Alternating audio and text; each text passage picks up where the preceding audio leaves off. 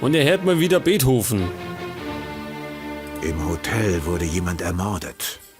Ich muss alle Gäste befragen. Du meine Güte, das ist ja schrecklich. Ich glaube, es wird Zeit, Ihnen etwas zu sagen, mein lieber Herr Inspektor. Mein werter Freund. Haben Sie Simonette ermordet? Um Himmels Willen, nein. In meinem ganzen Leben habe ich keiner Fliege je etwas zuleide getan. Nein. Was dann? Bitte verstehen Sie mich nicht falsch. Das waren nur dumme Scherze. Das ist doch mein Beruf. Ich liebe Geheimnisse und lebe davon, andere zu täuschen und damit zu unterhalten. Ich hatte keine bösen Absichten, das versichere ich Ihnen, und keinerlei Eigennutz. Welche Scherze meinen Sie? Nun, die ganzen kleinen Streiche im Zusammenhang mit dem Geist des verunglückten Bergsteigers. Beispielsweise die abhanden gekommenen Schuhe, die Sache mit der Dusche, die Zigarette im Museumszimmer und all die anderen belanglosen Scherze. Ich habe gar keinen Überblick mehr. Ich hätte nicht gedacht, dass Sie dahinter stecken. Bitte lassen Sie sich versichern, dass meine Streiche allesamt auf meinen schrulligen Charakter zurückzuführen sind. Soweit ich weiß, ist niemand zu Schaden gekommen. Ich dachte sogar, dass sich die Gäste zu einem gewissen Grad unterhalten fühlten. Natürlich hatte der Hotelbesitzer auch seinen Spaß. Wollen Sie damit sagen, dass Alec Ihr Komplize war? Nein, nicht im geringsten. Ich wollte damit sagen, dass er es auf gewisse Weise genossen hat. Sie haben doch sicher auch bemerkt, dass er gerne Geschichten erzählt. Sein besonderer Tonfall und seine berühmten Standardsätze wie »Früher, da war das so und so«. Ich verstehe. Und was ist mit der Nachricht, die Sie gefunden haben? Damit habe ich nichts zu tun. Ich verstehe jetzt, dass sie nicht für mich gedacht war, sondern für den Ermordeten. Wann haben Sie das Opfer das letzte Mal gesehen? Tja, also, bei der Party habe ich Karten gespielt. Daher habe ich ihm wenig Aufmerksamkeit geschenkt. Aber ich erinnere mich noch, dass er mit jemandem getanzt hat. Ich glaube, danach habe ich ihn nicht mehr gesehen. Wann haben Sie mit Kartenspielen aufgehört? Ich glaube, das war ungefähr um 9:30. Ja, genau. Da waren Herr Moses, seine Frau Olga und ich. Wir haben uns eine gute Nacht gewünscht und sind dann auf unsere Zimmer gegangen. Hat Olga mit Ihnen Karten gespielt? Sie ist später zu uns gestoßen. Allerdings weiß ich nicht mehr, wann genau das war. Danke. Ich muss Sie bitten, in Ihrem Zimmer zu bleiben. Und dafür haben wir einen neuen Eindruck gekriegt. Und zwar haben wir, Moment. Die Banstock hat das Opfer das letzte Mal tanzend im Speisesaal gesehen. Er war beschäftigt und erinnert sich nicht an die genaue Uhrzeit. Herr Moses und seine Frau Olga sind später dazugestoßen. Warum sollte man einen Simonette ermorden? Pass auf, da drin ist Olaf. Ich bin Genau. ganz Ohr, Inspektor. Im Hotel wurde jemand ermordet. Ich muss alle Gäste befragen. Ein Mord? Um Himmels Willen. Wer ist das Opfer? Simonette. In Ordnung. Ich werde helfen, so gut ich kann. Wann haben Sie das Opfer das letzte Mal gesehen? Nun, ich habe Simonette das letzte Mal gesehen, als er mit Kaiser den Speisesaal verlassen hat. Später, als Brun und ich herumstanden, ist Kaiser vorbeigegangen und da habe ich seine Stimme aus dem Billardzimmer gehört. Er hat »Danke, Kaiser« gesagt oder sowas in der Art. Sagen Sie mir, was Sie zur Tatzeit gemacht haben. Ich war eine Weile im Speisesaal. Dort habe ich mit Olga getanzt und dann mit Brun. Danach sind Brun und ich in mein Zimmer gegangen und... Ja, wissen Sie, der Likör und das Getanze haben mich ganz schön in Wallung gebracht. Auf dem Weg nach oben haben wir gesehen, wie Hinkus gerade unterwegs zur Terrasse war. Wir sind an Olga vorbeigegangen und dann war da auch noch Kaiser. Sie ist gerade aus dem Billardzimmer gekommen und hat uns gefragt, ob wir irgendetwas wollen. Dann haben wir die Tür aufgemacht und sind reingegangen. Eine Weile später haben wir ein lautes Geräusch gehört. Und Brun, ich weiß nicht, was sie geritten hat, aber sie ist wie von der Tarantel gestochen rausgerannt. Mir blieb nichts anderes übrig, als die Tür zuzumachen und ins Bett zu gehen. Im Großen und Ganzen war's das. Danke. Sie haben mir sehr geholfen. Der Olaf, der Schlingel, hat scheinbar eine Nummer geschoben. Mit der Brunnen. Alter, jetzt drauf.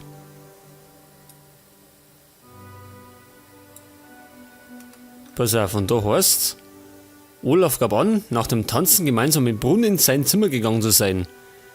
Dabei haben sie Hinkos unterwegs zur Terrasse, Olga und Kaiser aus dem Bilderzimmer kommend gesehen. Später hat er ein lautes Geräusch gehört, woraufhin Brunn aus dem Zimmer gerannt ist. Danach ist Olaf ins Bett gegangen. Das laute Geräusch war wahrscheinlich, ja, die Lawine. Wir sollten vielleicht mal wieder zwischenspeichern. Man kann ja nicht wissen. Können wir nochmal mit dir reden? Gott, wer stört? Brunn, machen Sie auf. Sind Sie verrückt geworden? Es ist 3 Uhr morgens. Ich meine es ernst. Öffnen Sie die Tür. Ist ja gut. Ihr Onkel ist krank. Lassen Sie mich in Ruhe, Inspektor. Gut, ich mag nochmal. Gehen wir weiter. Und zwar, pass auf. Zu wem gehen wir?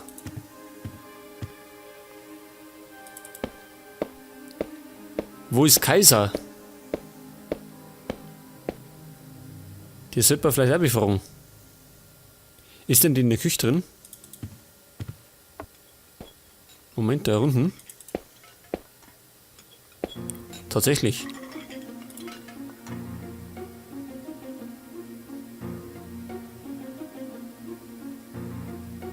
Wann haben Sie Olaf das letzte Mal gesehen? Olaf, ein lustiger Kerl. Wollte doch glatt meine Holzperlenkette haben. Nur als Andenken, meinte er. Wo und wann haben Sie ihn gesehen? Puh, irgendwo, ich weiß es nicht mehr. Die sind doch alle ein bisschen durchgeknallt, oder? Ja, aber die Kaiser, glaube ich, ist am durchgeknalltesten.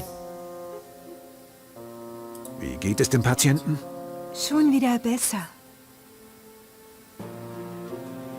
Mit wem waren Sie nach der Party zusammen? Also, ich habe Sie gesehen. Herrn Snever und natürlich Simonet. Der ist echt komisch. Naja, und danach war ich die ganze Nacht bei dem einarmigen Kerl. Erinnern Sie sich noch daran, was Simonet gemacht hat? Sie haben Billard gespielt und ich habe Ihnen etwas zum Trinken gebracht. Das war alles. Gut, neuer Eintrag. Was sagt er? Während der Party war Kaiser in der Küche. Sie hat Simonet Billard spielen gesehen. Und Olaf. Danach hat sie sich mit Alec um den Patienten gekümmert. Kaiser hätte nicht die Kraft gehabt, dem Opfer den Hals zu verdrehen. Sie kommt für die Tat definitiv nicht in Frage. Nein, ich glaube, die war da zu blöd, dass er ihn umbringt. Der Olaf, gell, der war kräftig nur, der ist ein Riesenkerl. Vielleicht sollte man... Wo ist denn eigentlich Alec? Da ist er. Du nicht da? Inspektor, kann ich Sie kurz sprechen? Logisch. Ich höre. Vor ein paar Tagen, als mir die Barnstock und Brun das erste Mal Gesellschaft leisteten, gab es einen Vorfall. Aufgrund der ganzen Vorkommnisse bin ich die letzte Zeit nicht mehr ganz bei der Sache. Einmal habe ich aus Versehen Bruns Zimmer betreten, ohne vorher anzuklopfen. Dort fand ich anstatt Brun eine Puppe vor, die eine frappierende Ähnlichkeit mit ihr hatte und zudem genau so angezogen war. Was lässt Sie vermuten, dass es eine Puppe war? Jeder kann eine Puppe von einem echten Menschen unterscheiden. Die glasigen Augen, der verdrehte Hals, die unnatürliche Körperhaltung. Ja, ich glaube, er sollte mal aufhören, seine Likör zu trinken. Und warum erzählen Sie mir das alles? Nun ja, vielleicht hilft es Ihnen ja dabei, Ihre Ermittlungen in die richtige Richtung zu lenken. Haben Sie konkretere Anhaltspunkte? Bisher nicht. Ja, der erzählt uns auch lauter Schmarrn, gell?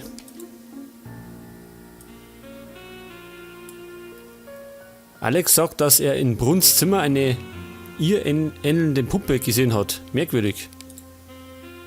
Wahrscheinlich hat er gerade sein Likör getrunken und ist dann besoffen durch die Gegend gerannt.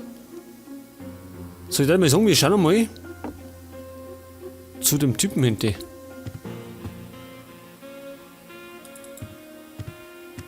Oder können wir die anderen zwei befragen?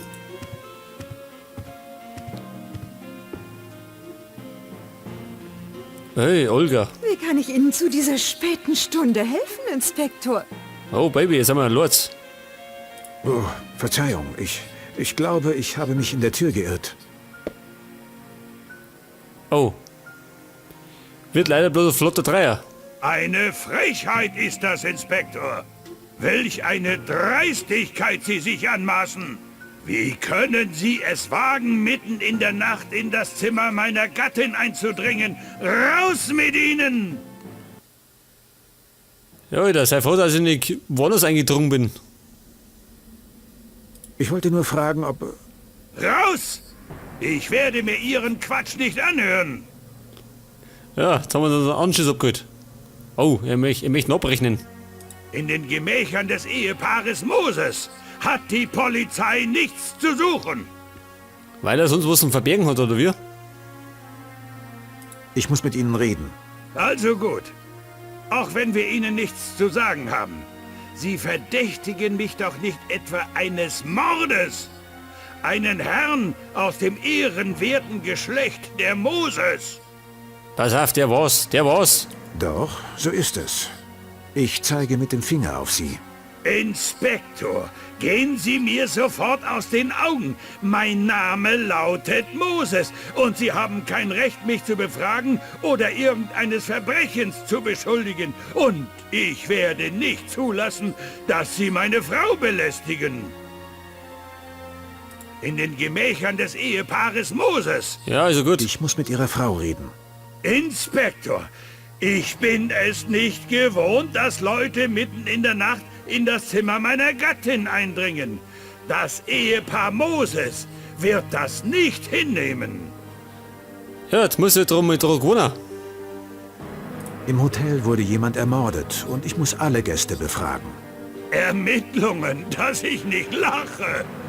Sie finden nicht einmal eine Uhr, aber tanzen schon wieder an. Dieses Mal Mord. Was kommt als nächstes? Inspektor, scheren Sie sich zum Teufel! Ich bin es nicht gewohnt, dass Leute mitten in der Nacht in das Zimmer meiner Gattin eindringen. Ja, ich sag schon, eindeutig Choleriker. Morgen die Uhr haben. Hannik, beute mal. Für meinen schlechten Gehalt. Ich schau mal da rein. Und sollte mal wieder speichern. Gut, gehen wir mal zu dem Herrn da hinten. Ich hab keine Ahnung, wie der Wo heißt. ist Simon Simonet? Wer sind Sie? Ich bin der Polizeiinspektor. Ich bin Polizeiinspektor. Mein Name ist Glebski. Peter Glebski. Wo ist Simonet? Ich muss mit Simonet reden.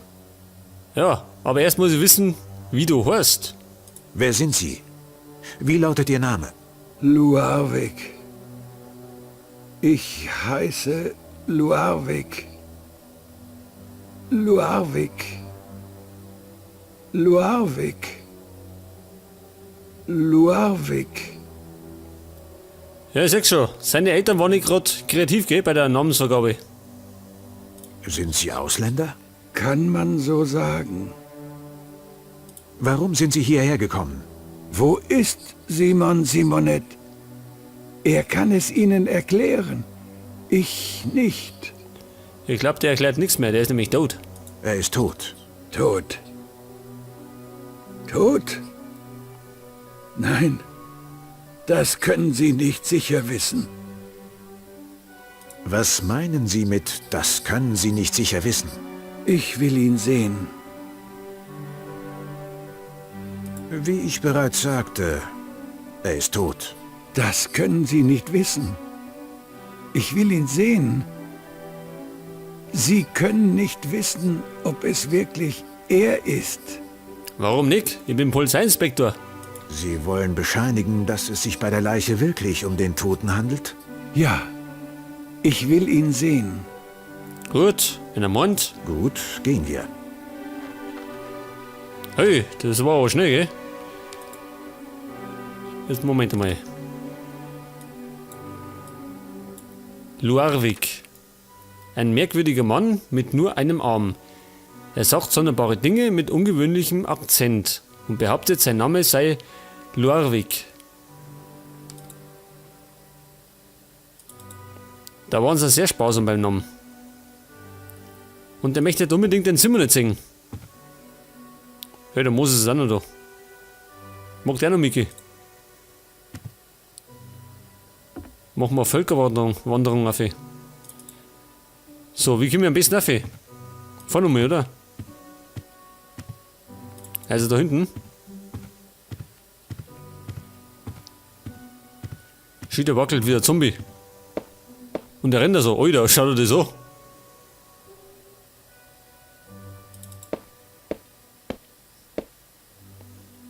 Simonet, pass auf, der war da drüben. Oder? Na, halt. In seinem Zimmer ist er gelegen.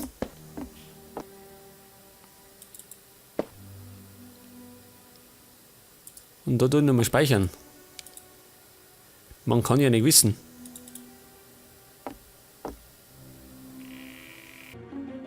Ich bin überrascht. Das ist in der Tat Simon Simonet.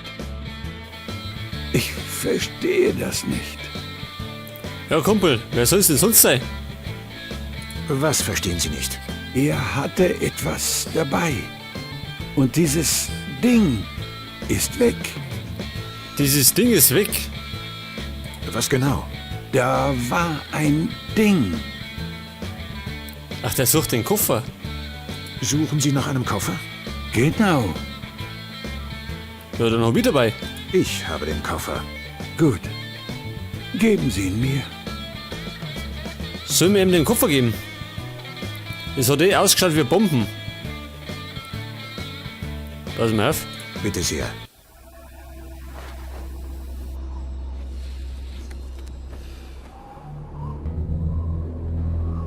Tja, was getan ist, ist getan. Ihr da draußen, falls mich überhaupt jemand hört, vielleicht könnt ihr mir sagen, wer oder was ich eigentlich bin. Bin ich ein Polizeiinspektor? Ein Mensch? Ein Friedensbote? Welchen Sinn birgt unsere Existenz letzten Endes? Ich muss wohl warten, bis sie wiederkommen, um mehr zu erfahren. Was nicht bedeutet, dass sie keine Spuren hinterlassen haben. Ich weiß jetzt, dass es da draußen mehr gibt, als man uns weismachen will. Und ich bin fest davon überzeugt, dass wir uns eines Tages wiedersehen werden. Eines Tages. Schon bald. Was? Und das ist das Ende? Ja, bist du blöd? Was ist denn mit dem Mörder von Simonet? Jetzt hat er uns noch irgendwas erzählt von UFOs und von übernatürlichen Sachen. Ja, sag einmal, was nimmt denn der für Drogen? Scheinbar hat der Herr Inspektor 2 Akt X geschaut. Oder er hat eine blühende Fantasie. Aber ihr seht schon, es ist vorbei und es war ein sehr komisches Adventure. Und dann sage ich schon mal danke fürs Zuschauen. Und man sieht sich beim nächsten Projekt dann wieder. Bis dann. Servus.